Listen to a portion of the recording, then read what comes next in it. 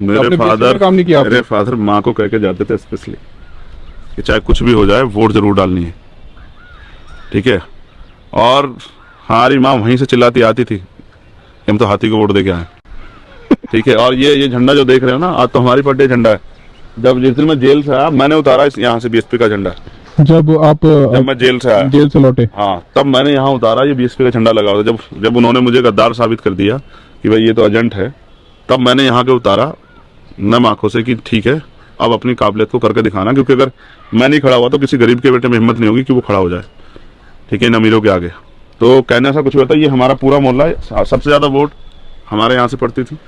मैं भाई जब है ना वोटिंग आया ना, तो मेरे जो ससुर जी हैं वो कट्टर बॉम्ब सेफ वाले हैं, और मेरी वाइफ को वही सिखाया है। तो मैंने मजाक में बोला कि मैं तो उसको वोट डालूंगा, बोला घर में रोटी भी नहीं मिलेगी, ध्यान रखना। और वो जाके वो बीएसपी को ही वोट डालती है। तुम सोचो, जब वो बामसेफ के मेंबर थे तो उनके घर के लोग किनको सपोर्ट करते होंगे? जो आदमी खुद एक मूवमेंट का सिपाही है, उसका परिवार क्या उससे अलग होगा? बिल्कुल।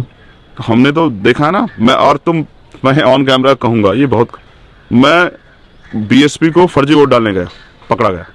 क्या बात कर रहे हो? ठीक है, एक बार भैया नहीं थे, मैं वोट डालने गया उनकी, अच्छा, अपने फादर के साथ। और उन्होंने मुझे मना नहीं किया, सीरियसली कह रहा हूँ, क्योंकि एक एक वोट की वैल्यू होती है। बिल्कुल, ठीक है। एक बार मैं अपनी वोट डाला, फिर मैंने कहा कि भैया की तो रहेगी, तो क्या तुम मेरे साथ चलना? तो उनको लोग जानते थे, तो मैंने इस बहाने कोशिश की कि एक वोट हमारी बढ़ जाए। लेकिन आज हम देखो, मैं समझता हूँ परिवर्तन प्रकृति का नियम। जिस ऊंचाई को पिछला मूवमेंट ले जा सकता था, और वो उस ऊंचाई को लेके गए। आप देखो ना, एक दिन में नहीं बनाया, 20-20 साल लगे हैं चीजों को करने में। आज लोग मुझसे मेरे ऊपर हंसते हैं कि भाई इनकी जमानत जब कम वोट मिला, लेकिन वो ये नहीं बताते कि भाई मेरा तो पहले चुनाव है। मैं अभी तो मैं घुटनों पे हूँ, अभी तो मैं खड़ा भी नहीं हुआ सही तरह से।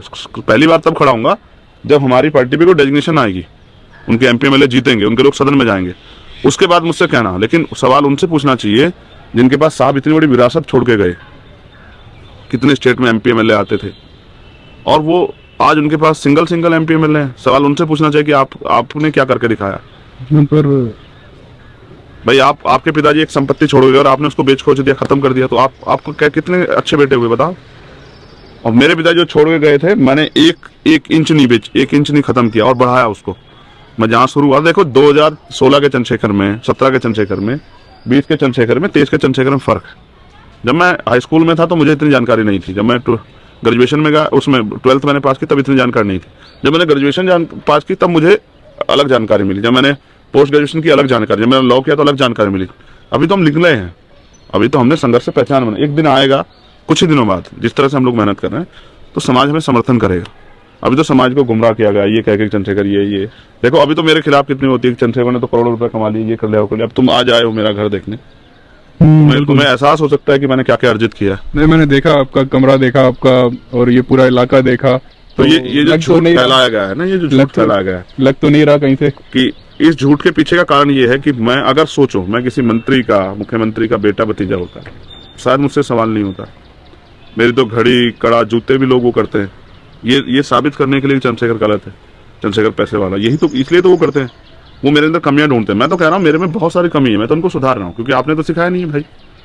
जो पुराने लोगों ने तो नहीं सिखाया, मैं तो कोशिश करता हूँ। मैंने कई बार लिखा कि आओ भाई, जो पुराने मूवमेंट के साथी हैं, बहुजन मूवमेंट के, जो निराश होकर घर बैठ गए, आओ मेरे साथ खड़े हो जाओ, आओ मुझे गाइड करो, मैं तो पीछे हो जाऊंगा, आप आ जाओ, ठीक है। तो सच ये है कि हम लोग टांग खींचते हैं, हाथ नहीं पकड़ते।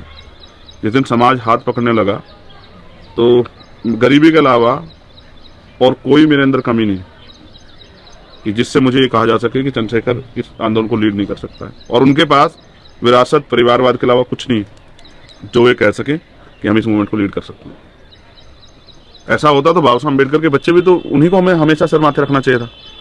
ऐसा होता तो बाबा साहब अम्बेडकर की पार्टी आरपीआई को हमें सर माथे रखना चाहिए था। हमने अलग पार्टी क्यों बनाई बीएसपी के रूप में? काशीराम साहब ने क्यों बनाई? तो मुझसे पहले तो काम काशीराम साहब करके गए। मैं गलत हूं तो साहब काशीराम भी गलत है। अब लोग बोलेंगे कि आप काशीराम जी से अपने आप को कंपेयर नहीं, कंपेयर नहीं कर रहा हूं, मैं तो उनके रास्ते पे चल रहा हूं भाई। उन्होंने बामसेफ बनाया, हमने मिशन 78 बनाया, कर्मचारियों का संगठन, मिशन 78। हाँ, उन्होंने बहुजन सुरक्षा दल बनाया। उनके तो जो उनकी पार्टी में अपने आप को लीडर कहते हैं, उनको भी नहीं पता होगा। उन्होंने बहुजन सुरक्षा दल बनाया। उसका काम क्या था मैं एक मिनट में नहीं बता सकता हूँ, ठीक है। हमने भीम आर्मी बनाई। उनके बहुजन सुरक्षा दल का कॉन्सेप्ट पढ़ के देखना, मैं कोई हवाबाई नहीं, एक बार पढ़ के देखना तो आपको पता लगेगा भीम आर्मी क्यों, ये किसकी सोच थी। अच्छा, ये भीम आर्मी जो है काशीराम जी की जो सोच थी उसी से आपने हाँ, बनाया? चेक करके देखना है। ये अस्तित्व